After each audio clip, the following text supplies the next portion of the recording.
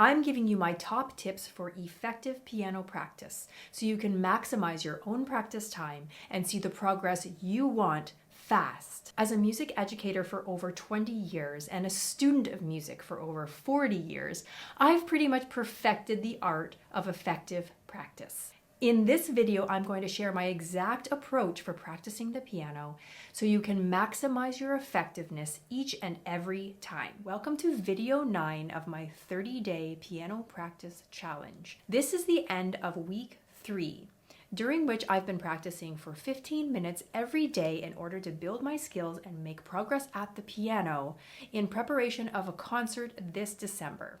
Tip number 1 for maximizing the effectiveness of your piano practice session is to break up a piece into manageable chunks. By breaking up your piece this way, 1, it doesn't seem so overwhelming, and 2, it helps you focus on specific sections to work on. As an example, the piece I have behind me has 16 measures, which normally would be 4 phrases and 4 sections. But I'm going to break this piece into 3 sections. Phrase 1, phrase 2, and the last 2 phrases are grouped together because they're of similar difficulty and actually the hardest parts of the piece. This lets me sit down at my practice session and decide, okay, today I'm going to work on section 2 or today I'm going to work on section 3. And I can feel good about the progress that I make on that one section. My second tip for maximizing the effectiveness of your practice session is to not always start at the beginning of your piece. And this may sound counterintuitive because that's where the music begins and that's where you want to start. But this is the reason why. Often the beginning is not the hardest part of the piece and it's not the part that's going to need the most work. You're not going to feel like you're making progress on that difficult section because you haven't devoted the same amount of time to it. So for example, in the piece behind me, the 3rd section is the most difficult. So I might choose to practice measures 9 to 12 or 13 to 16 before going back to the beginning and playing some of the music that was already familiar to me.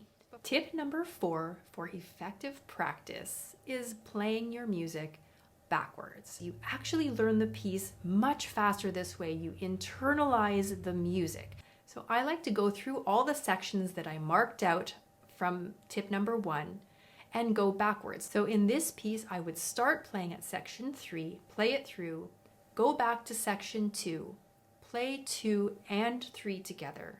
I think you'll find that you do have a better understanding of the music by practicing it in different ways.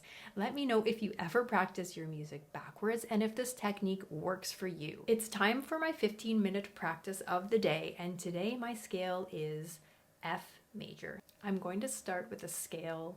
I'm going to add in a formula pattern and maybe a chromatic scale, and then do some chords and arpeggios before I move on to my musicianship for the day.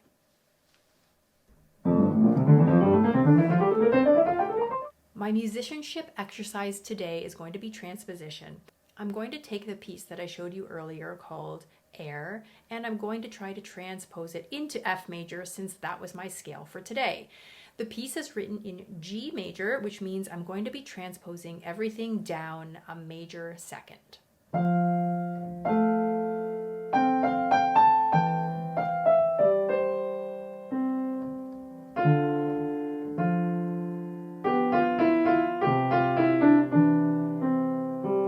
going to give you an example of my first tip, which was to break your piece into manageable chunks. One of my pieces is about 10 pages long, which can seem daunting when I sit down at the piano and try to just play through the whole thing. So what I did was I broke it up into 5 sections, and each time I sit down, I choose 1 or 2 sections to work on. So that's what I'm going to do today. I'm going to work on the last section. The second piece that I'm going to practice today has a key change that's closer to the end, and that key is more difficult to play than the beginning of the song. So I'm going to start working at the end of this song, and if I have time in my practice, I'll go back to the beginning and play the whole thing through. I've got 2 more tips for you to maximize the effectiveness of your piano practice. Tip number 4 is to learn your music hands separately first. It's so hard when you've got new music that you're really excited to play and you want to play it hands together and you want to be able to play it hands together right away. But you'll find you'll make much faster progress if you do start the piece hands separately and put it hands together when you are ready. When you have both hands learned, then you can try putting it hands together slowly.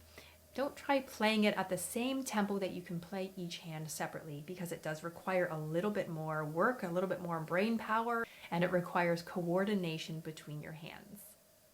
The 5th and final tip I have for you for maximizing the effectiveness of your practice is to know when to stop practicing. It's great to have goals set for each practice session, but if you don't meet those goals within the practice session and you find yourself getting tired or losing focus, then just take a break, move on to something else, and then come back to it at a later time or a different practice session.